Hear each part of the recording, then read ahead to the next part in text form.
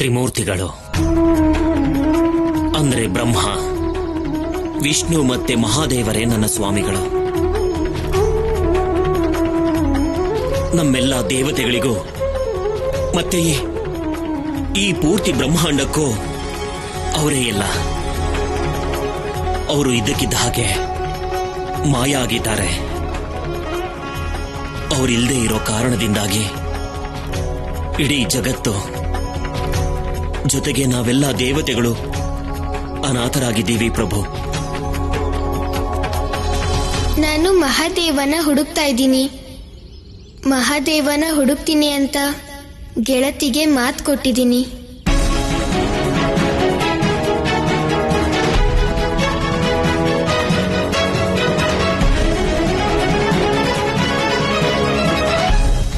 ಮತ್ತೆ ನನಗೆ ನಂಬಿಕೆ ಇದೆ ಅವರು ನನಗೆ ಸಿಗ್ತಾರೆ ಅಂತ.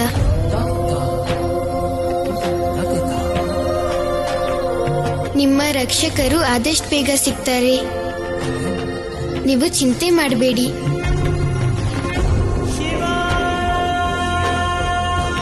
ಗೆಳೆಯ ಶಿವ, ಈಗ ನಂದಿಯವರು ಹೇಗ್ ಸರಿ ಹೋಗ್ತಾರೆ?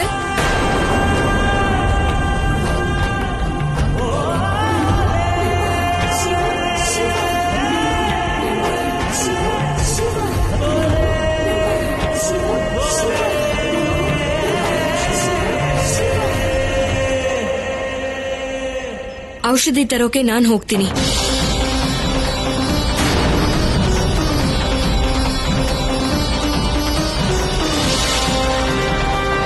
ದೇವರಾಜ ಇಂದ್ರ, ನೀವು ಹೊರಡಿ. ನಿಮ್ಮ ಧರ್ಮ ಬಾಧ್ಯತೆನ ನಿರ್ಭಯದಿಂದ ಪಾಲನೆ ಮಾಡಿ. ಆದಿಶಕ್ತಿಯ ಶಕ್ತಿ ನಿಮ್ಮ ಸ್ವರ್ಗದ ರಕ್ಷಣೆ ಮಾಡತ್ತೆ.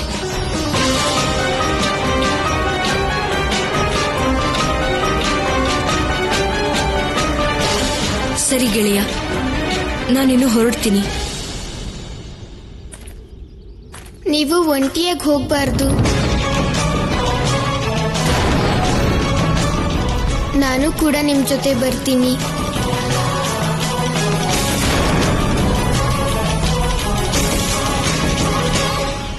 ಇಲ್ಲ ಶಿವ, ನೀನು ಹೋಗೋ ಅವಶ್ಯಕತೆ ಇಲ್ಲ.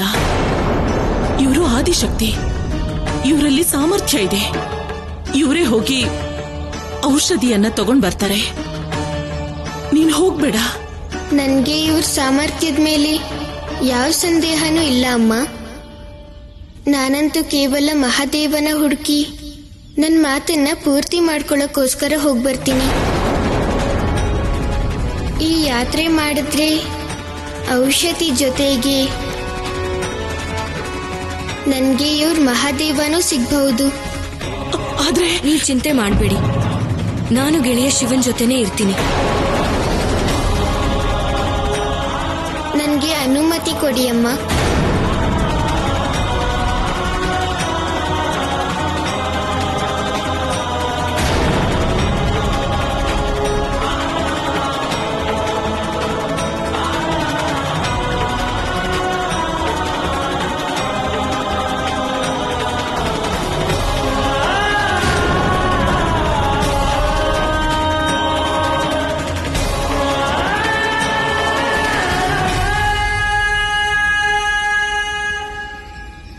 ಹೊರಡೋಣ ಗೆಳೆಯ. ಹಾ, ನಡೀರಿ ಗೆಳತಿ. ಅಮ್ಮ, ನಾನು ಬೇಗ ಬರ್ತೀನಿ.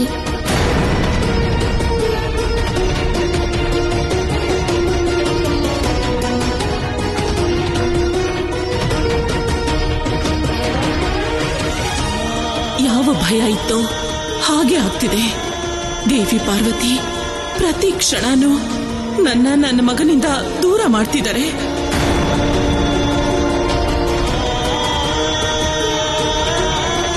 ಮತ್ತೆ ನಾನು ಏನು ಮಾಡಕ್ಕಾಗ್ದೆ ನನ್ನ ಮಗ ದೂರ ಹೋಗೋದನ್ನ ನೋಡ್ತಾ ನಿಂತಿದ್ದೀನಿ.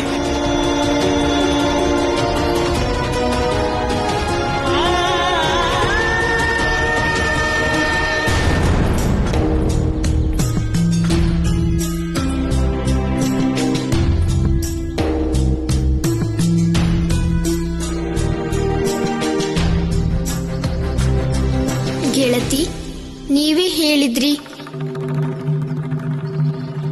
ನಾನು ಮಹಾದೇವನ ಹುಡುಕಿದ್ರೆ ಅವ್ರನ್ನ ಅರ್ಥ ಮಾಡ್ಕೋಬಹುದು ಅಂತ.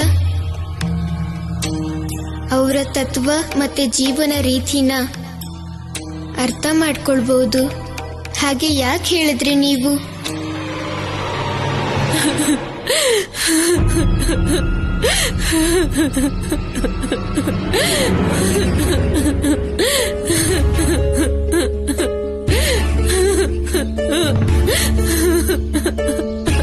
ಆ ಸ್ತ್ರೀ ಶಿವಲಿಂಗದ ಮುಂದೆ ಕೂತು ಅಳ್ತಿರೋದಕ್ಕೆ ಕಾರಣ ಏನು? ಬನ್ನಿ ಗೆಳತಿ, ಹೋಗಿ ಏನು ಅಂತ ಕೇಳೋಣ.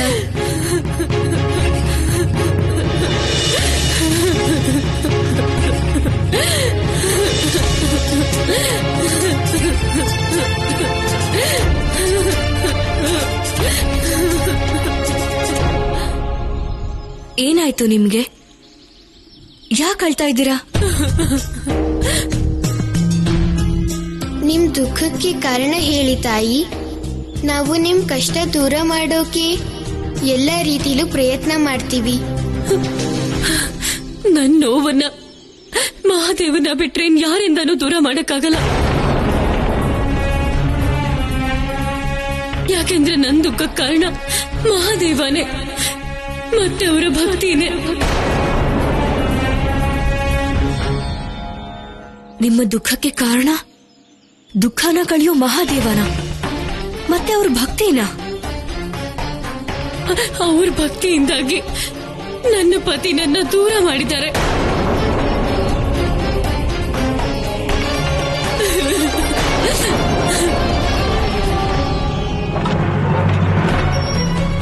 ಶಿವನನ್ನ ಜೊತೆ ಕರ್ಕೊಂಡೇ ಹೋದ್ರು. ಅಷ್ಟು ದೂರ ಹೋಗೋದು ಮಕ್ಕಳ ಕೆಲ್ಸನಾ? ಆದಿಶಕ್ತಿ ತಾನೆ. ಔಷಧಿ ತರೋದಕ್ಕೆ ಒಬ್ರೇ ಹೋಗ್ಬೋದಾಗಿತ್ತಲ್ಲ.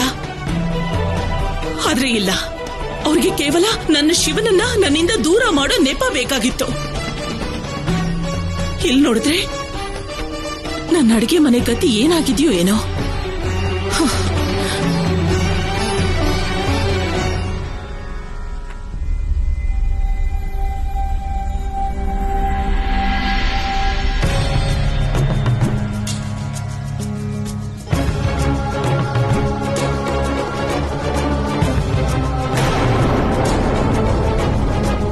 ದೇವಿ, ಇಲ್ಲಂತೂ ನನಗೆ ಎಲ್ಲ ಸರಿಯಾಗೇ ಕಾಣಿಸ್ತಾ ಇದೆ. ಇಲ್ಲಷ್ಟೇ ಅಲ್ಲ, ಮನೆ ಪೂರ್ತಿ ಸರಿಯಾಗಿರ್ಬೇಕಲ್ವ ಋಷಿವರ್ಯ? ಮನೆಯಲ್ಲಿ ಮಕ್ಕಳಿರ್ತಾರೆ. ನಾನು ಅವ್ರಿಗೆ ಹೇಳ್ತಾನೆ ಇರ್ತೀನಿ ತಮ್ಮ ವಸ್ತುಗಳನ್ನ ಸರಿಯಾದ ಜಾಗದಲ್ಲಿ ಇಡಿ ಅಂತ. ಆದ್ರೆ ಎಲ್ಲಿಡ್ತಾರೆ? ಇವತ್ತು ದೇವಿ ಪಾರ್ವತಿಯಿಂದಾಗಿ ಮನೆ ಕೆಲಸ ಮುಗಿಸೋಕೆ ನನಗೆಷ್ಟು ಸಮಯ ಬೇಕೋ ಏನೋ.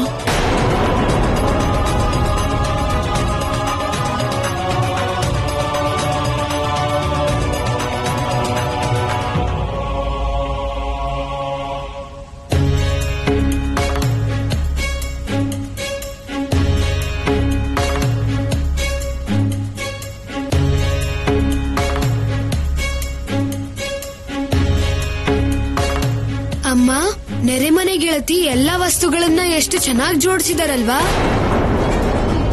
ಮತ್ತೆ ಅಮ್ಮ, ಎಲ್ಲ ಪುಸ್ತಕಗಳು ಅದ್ರ ಸರಿಯಾದ ಜಾಗದಲ್ಲೇ ಇದೆ. ಹೌದು ದೇವಿ, ಈ ಗ್ರಂಥಗಳನ್ನ ಜೋಡಿಸಿದ್ದಿರಬಹುದು, ಅಥವಾ ಈ ಹಾಸಿಗೆಯ ವ್ಯವಸ್ಥೆ, ಕೋಣೆಯಲ್ಲಿ ಎಲ್ಲ ವಸ್ತುಗಳು ಪೂರ್ತಿ ವ್ಯವಸ್ಥಿತವಾಗಿದೆ. ನೀವೇನು ಮಾಡೋ ಅವಶ್ಯಕತೆನೇ ಇಲ್ಲ. ಸುಮ್ನೆ ಚಿಂತೆ ಮಾಡ್ತಾ ಇದ್ರೆ ನೀವು. ಸುಮ್ನೆ ಅವರ ನೈಪುಣ್ಯದ ಬಗ್ಗೆನೂ ಸಂದೇಹ ಪಡ್ತಾ ಇದ್ರಿ. ಜಗಜ್ಜನನಿ ಆದಿಶಕ್ತಿಯವರು. ಅವರಲ್ಲಿ ನೈಪುಣ್ಯತೆ ಕಡಿಮೆ ಆಗೋದಕ್ಕೆ ಸಾಧ್ಯನೇ ಇಲ್ಲ. ಅಮ್ಮ, ಅವರಲ್ಲಿರೋದು ನಿಜವಾಗ್ಲೂ ಒಳ್ಳೆ ವಿಷಯನೇ ಅಲ್ವಾ ಅಪ್ಪ? ಹೌದೌದು, ಯಾಕಿಲ್ಲ? ಹೀಗೆ ಒಂದೇ ದಿನದಲ್ಲಿ ಅವ್ರು ನಿಮ್ಗೆಲ್ಲ ಇಷ್ಟ ಆಗ್ತಿದ್ದಾರೆ, ಜಾಣೆ ಅನ್ನಿಸ್ತಿದ್ದಾರೆ. ನನಗಂತೂ ಬೆಲೆನೇ ಇಲ್ವಲ್ಲ. ನಾನೆಲ್ಲಿ ನಿಮ್ಗೋಸ್ಕರ ಕೆಲಸ ಮಾಡ್ತೀನಿ? ಹಾಗಾಗಿ ನಾನು ಯಾರಿಗೂ ಇಷ್ಟನೂ ಆಗಲ್ಲ, ನನ್ ಕೆಲ್ಸ ಕಾಣೋದೂ ಇಲ್ಲ. ಇಲ್ಲ ದೇವಿ, ನೀವು ನನ್ನ ಮಾತನ್ನ ತಪ್ಪಾಗಿ ಅರ್ಥ ಮಾಡ್ಕೊಂಡ್ರಿ. ನನ್ನ ಮಾತಿನ ಅರ್ಥ ಏನು ಅಂತಂದ್ರೆ, ನನಗೆ ಯಾವ ಅರ್ಥನೂ ಬೇಕಾಗಿಲ್ಲ ಋಷಿವರ್ಯ. ಯಾರಿಗೂ ನನ್ನ ಶಿವನ ಚಿಂತೆ ಇಲ್ಲ. ಈಗ ಎಲ್ಲಿದ್ದಾನೋ, ಏನ್ ಮಾಡ್ತಿದ್ದಾನೋ? ತಾಯಿ, ಅಮ್ಮ ಹೇಳ್ತಾರೆ ದುಃಖನ ಹಂಚೋದ್ರಿಂದ ಕಡಿಮೆ ಮತ್ತೆ ಸುಖ ಹಂಚೋದ್ರಿಂದ ಹೆಚ್ಚಾಗುತ್ತೆ. ನಿಮ್ಗೆ ಏನಾಗಿದೆ ಅಂತ ನಮ್ಮ ಹತ್ರ ಹೇಳ್ಕೊಳ್ಳಿ, ಹಂಚ್ಕೊಳ್ಳಿ ನಮ್ಮ ಹತ್ರ. ಹಾ, ಸಂಕೋಚ ಮಾಡ್ಕೋಬೇಡಿ. ಇದನ್ನ ಮಹಾದೇವನ ಇಚ್ಛೆ ಅಂದ್ಕೊಳ್ಳಿ. ಬಹುಶಃ ನೀವು ವಿಷಯನ ಹಂಚ್ಕೊಂಡ್ರೆ ನಿಮ್ಮ ದುಃಖಕ್ಕೆ ಪರಿಹಾರ ಹೊಳಿಬಹುದು. ಹೇಳಿ ನಮ್ಮ ಹತ್ರ. ನನ್ ಪತಿ ನನಗಿಂತ ದೊಡ್ಡ ಶಿವಭಕ್ತ. ನಾವಿಬ್ರು ಪ್ರತಿದಿನ ಶಿವ ಮಂದಿರಕ್ಕೆ ಪೂಜೆ ಮಾಡಕ್ ಹೋಗ್ತಿದ್ವಿ. ಮತ್ತೊಂದಿನ ಸದಾಶಿವ, ಪ್ರತಿದಿನ ನಿಮ್ಗಾಗಿ ಎಲ್ಲರೂ ಕಾಯ್ತಾ ಇರ್ತಾರೆ. ಅಷ್ಟೇ ಅಲ್ಲ, ಭೋಲೆನಾಥನು ನಿಮ್ಗೋಸ್ಕರ ಕಾಯ್ತಾ ಇರ್ತಾನೆ. ಯಾಕೆ ಅಂದ್ರೆ ಈ ಮಂದಿರದಲ್ಲಿ ನೀವಿಲ್ಲದೆ ಪೂಜೆ ಪೂರ್ತಿ ಆಗೋದಿಲ್ಲ. ಹಾಗೇನಿಲ್ಲ ಪುರೋಹಿತ್ರೆ, ನಾನೊಬ್ಬ ನಿಮಿತ್ತ ಮಾತ್ರ ಅಷ್ಟೇ. ಒಬ್ಬ ಬಡಪಾಯಿ, ಅಜ್ಞಾನಿ ಭಕ್ತ. ಪೂಜೆ ಪ್ರಾರಂಭ ಮಾಡಿ. ಓಂ ಕರ್ಪೂರ ಗೌರಂ ಕರುಣಾವತಾರಂ ಸಂಸಾರ ಸಾರಂ ಭುಜಗಂಧಹಾರಂ ಸದಾ ವಸಂತಂ ಹೃದಯಾರವಿಂದೇ.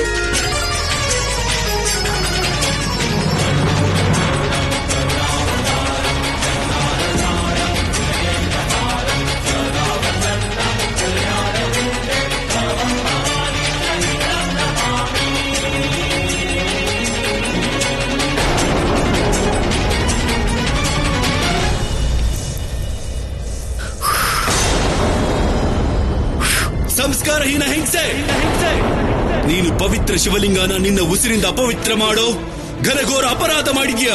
ಇಲ್ಲ, ಅದು ಈಗ ಕಾರಣ ಕೊಡಬೇಡ ದುಷ್ಟೆ. ನಿನ್ನ ಈ ಘೋರ ಅಪರಾಧಕ್ಕೆ ಶಿಕ್ಷೆ ಖಂಡಿತ ಸಿಗತ್ತೆ. ಶಿಕ್ಷೆ ರೂಪದಲ್ಲಿ ನಾನು ನಿನ್ನ ಈಗ್ಲೇ ಇದೇ ಕ್ಷಣ ಪರಿತ್ಯಾಗ ಮಾಡ್ತೀನಿ. ಇಲ್ಲ ಸ್ವಾಮಿ, ಇವತ್ತಿಂದ ನೀನು ಪರಿತ್ಯಕ್ತೆ ಅನ್ನಿಸ್ಕೊಳ್ತೀಯ. ಪರಿತ್ಯಕ್ತೆ.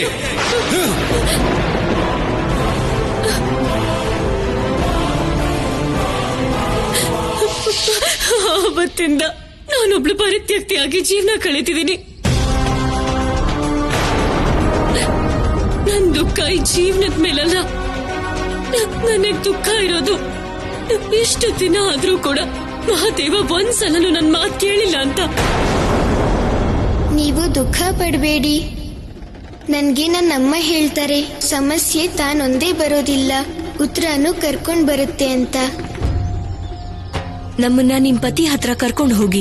ಮಹಾದೇವನ ಇಚ್ಛೆ ಇದ್ರೆ ಅಲ್ಲೇ ಅದಕ್ಕೆ ಉತ್ತರನೂ ಸಿಗಬಹುದು. ನನಗ್ ನಂಬಿಕೆ ಇದೆ, ನನ್ ಮಹಾದೇವನೇ ನನ್ ದುಃಖನ ದೂರ ಮಾಡೋದಕ್ಕೆ ನಿಮ್ಮನೆಯಲ್ಲಿ ಕಳ್ಸಿದಾನೆ ಅಂತ.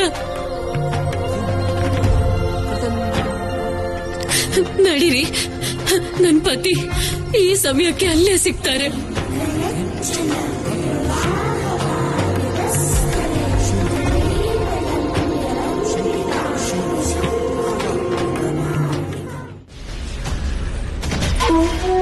ಎಲ್ಲ ನೋಡ್ದೆ. ಏನ್ ನೋಡ್ದೆ? ನಾನ್ ಏನ್ ನೋಡ್ ಹಿಂದೆ ಏನ್ ನಡೀತೋ ಅದನ್ ಹೇಳ್ಬೇಡ. ಈಗೇನ್ ನಡೀತಿದ್ಯೋ ಅಷ್ಟನ್ ಮಾತ್ರ ಹೇಳು. ನಾನ್ ನೋಡಿದ್ದೇನಂದ್ರೆ, ಬಾಲಶಿವ ಮತ್ತೆ ಪಾರ್ವತಿ ನಂದಿ ಚಿಕಿತ್ಸೆಗೋಸ್ಕರ ಔಷಧಿ ತರೋದಕ್ಕೆ ದಾರುಕ ವನದ ಕಡೆಗೆ ಹೋಗ್ತಿದ್ದಾರೆ. ಒಳ್ಳೆ ವಿಷಯ. ಈ ಅವಕಾಶದಿಂದ ಎರಡೆರಡು ಬಾಗ್ಲು ತೆಗ್ದಿದೆ ಮಗಳೇ, ಎರಡೆರಡು ಬಾಗ್ಲು. ಹಾಗಂದ್ರೆ ಮೊದಲನೇ ಬಾಗ್ಲು ಬಾಲಶಿವನ ಮೊದಲನೇ ಶಕ್ತಿ ಅನಸೂಯ ಕಡೆಗೆ, ಇನ್ನೊಂದು ಬಾಗ್ಲು ಬಾಲಶಿವನ ಎರಡನೇ ಶಕ್ತಿ ಪಾರ್ವತಿ ಕಡೆಗೆ.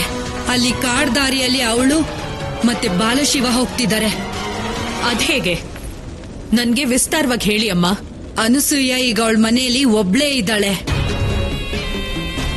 ಮತ್ತೆ ಪಾರ್ವತಿ ಯಾವ ಕಾಡಲ್ಲಿದ್ದಾಳೋ ಆ ಕಾಡಿನ ಯಜಮಾನಿ ನನ್ನ ಸೇವಕಿ ದಾರುಕ.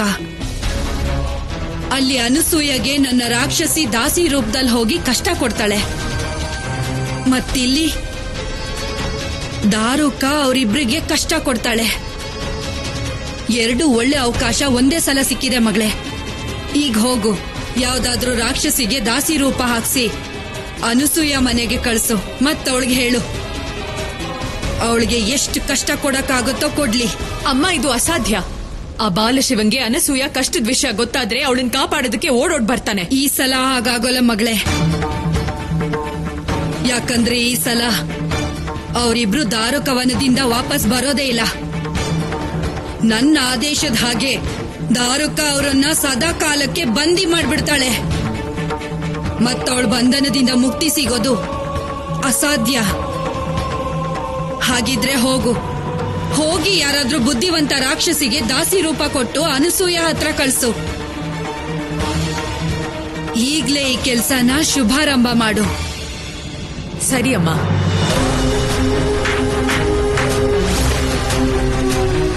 ಹೇಳಿ ರಾಜ್ಕುಮಾರಿ ಅಜಮುಖಿ.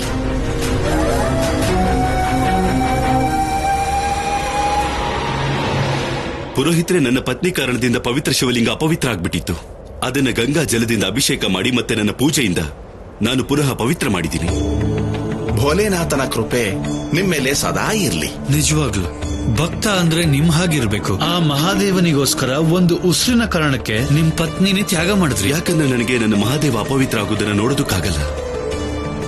ಅಲ್ಲದೆ ನನ್ನಂತ ಭಕ್ತನ ಪತ್ನಿನೇ ಹೀಗ್ ಮಾಡಿದ್ರೆ ಅವ್ರು ಯಾವತ್ತೂ ಕ್ಷಮೆಗೆ ಯೋಗ್ಯರಲ್ಲ.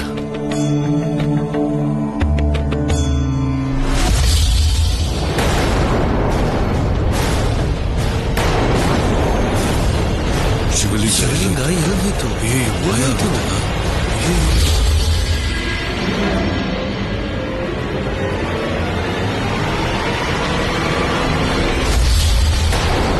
ಪುರೋಹಿತ್ರೆ, ಇದೆಲ್ಲ ಏನಾಗ್ತಿದೆ? ನನಗನ್ಸುತ್ತೆ ಪೂಜೆಲಿ ದೋಷ ಇದೆ ಅಂತ. ಹಾ, ನನಗೂ ಹಾಗೆ ಅನಿಸ್ತಿದೆ. ಹೇಗ್ ಪೂಜೆ ಮಾಡಿದ್ರು ನೀವು ಭೋಲೆನಾಥನಿಗೆ? ಶಿವಲಿಂಗನೇ ಅಂತರ್ಧಾನ ಆಗಿದೆ. ಇದಕ್ಕೆ ಅರ್ಥ ನನಗೂ ಗೊತ್ತಾಗ್ತಾ ಇಲ್ಲ ಪುರೋಹಿತ್ರೆ. ಇದರ ಅರ್ಥ ಭೋಲೆನಾಥ ನಿಮ್ಮ ಪೂಜೆಯನ್ನು ಸ್ವೀಕಾರ ಮಾಡಲಿಲ್ಲ. ನನ್ನ ಭೋಲೆನಾಥನಿಗೆ ನನ್ನ ಪೂಜೆ ಸ್ವೀಕಾರ ಆಗಲ್ಲ ಅಂದ್ರೆ ಹೇಗೆ ಪುರೋಹಿತ್ರೆ? ಅಲ್ಲದೆ ನನ್ನ ಭಕ್ತಿಗೆ ನೀವೆಲ್ಲರೂ ಸಾಕ್ಷಿಯಾಗಿದ್ದೀರಿ. ಒಂದು ಚಿಕ್ಕ ತಪ್ಪಿಗಾಗಿ ನಾನು ನನ್ನ ಪತ್ನಿನೇ ತ್ಯಾಗ ಮಾಡಿದೆ ಮಹಾದೇವನಿಗಾಗಿ. ಬಹುಶಃ ಅದೇ ನಿಮ್ ದೋಷ ಇರ್ಬೋದು.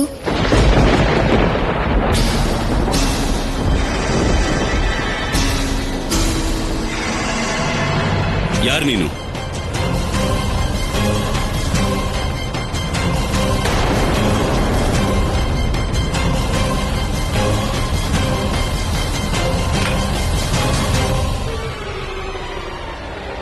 ಈ ಪಾಪಿ ಈ ಮಂದಿರಕ್ಕೆ ಹೇಗ್ ಬಂದ್ಲು?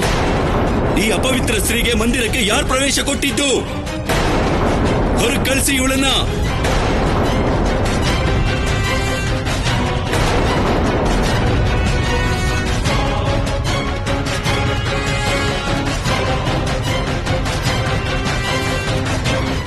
ಗೆಳೆಯ ಏನ್ ಮಾಡು ಅಂದ್ರು ನೀವದನ್ನೇ ಮಾಡಿ. ಈಗ ಗೊತ್ತಾಯ್ತು. ದೋಷ ನನ್ನ ಪೂಜೆಲಿ ಇರ್ಲಿಲ್ಲ ಪುರೋಹಿತ್ರೆ. ದೋಷ ಈ ಹೆಂಗ್ಸಲ್ಲಿತ್ತು.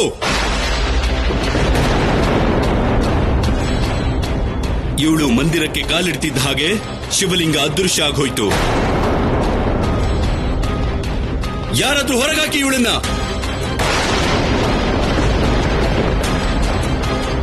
ಅಯ್ಯೋ, ಯಾರಾದ್ರೂ ತಡೀರಿ ಇವಳನ್ನ. ಇವಳು ಗರ್ಭಗುಡಿ ತನಕ ಹೋದ್ರೆ ದೊಡ್ಡ ಅನರ್ಥನೇ ಆಗುತ್ತೆ. ಅಯ್ಯೋ ಅಯ್ಯೋ, ಯಾರಾದ್ರೂ ತಡೀರಿ ಇವಳನ್ನ. ಯಾಕೆ ನನ್ನ ಮಾತನ್ನು ಯಾರು ಕೇಳ್ತಿಲ್ಲ?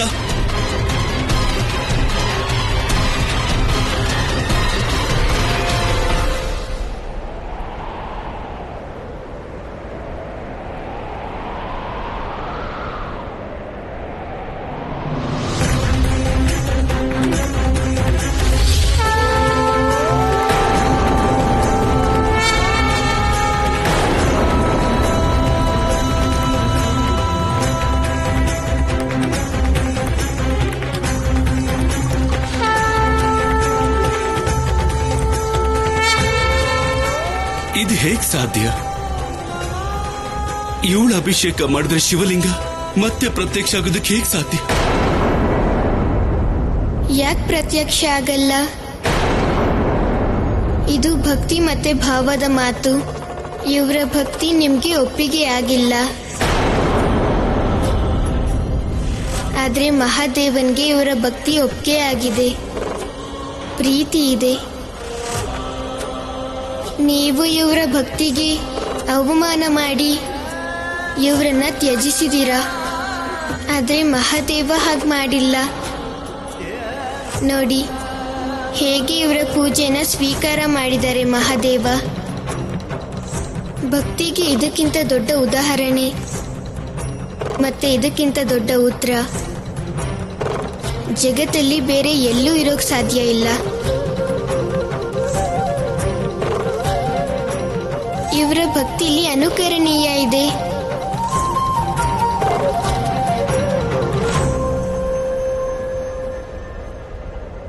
ಈ ಅಜ್ಞಾನಿನ ಕ್ಷಮಿಸ್ಬಿಡು ದೇವಿ. ನಾನ್ ನಿನ್ನ ಭಕ್ತಿ ಭಾವನ ಅರ್ಥ ಮಾಡ್ಕೊಳ್ಳಿಲ್ಲ ಮತ್ತೆ ನಿನಗೆ ಅವಮಾನ ಮಾಡ್ತಾನೆ ಬಂದೆ. ಆದ್ರೆ ಇದರಲ್ಲಿ ನನ್ನ ತಪ್ಪೇನೂ ಇಲ್ಲ. ನಾನು ಒಬ್ಬ ಭಕ್ತ ತಾನೆ. ಒಬ್ಬ ಭಕ್ತನ ಮುಂದೆ ಅವನ ದೇವರನ್ನ ಯಾರಾದ್ರೂ ಅಪವಿತ್ರ ಮಾಡಿದ್ರೆ ಅವನು ಹೇಗ್ ಸಹಿಸ್ಕೊಳಕ್ಕಾಗುತ್ತೆ ದೇವಿ? ನನ್ನ ಅಮ್ಮ ಹೇಳ್ತಾರೆ, ನಿಜವಾದ ಪೂಜೆ ಅಂದ್ರೆ ಪೂಜೆ ವಿಧಿವಿಧಾನ, ಆಡಂಬರಕ್ಕಿಂತ ಹೆಚ್ಚು ನಮ್ಮ ಭಗವಂತನ ಮೇಲೆ ನಿಜವಾದ ನಿಷ್ಠೆ, ಭಕ್ತಿ ಮತ್ತೆ ಪ್ರೀತಿ ಇರೋದಷ್ಟೇ ಅಗತ್ಯ ಇರೋದು.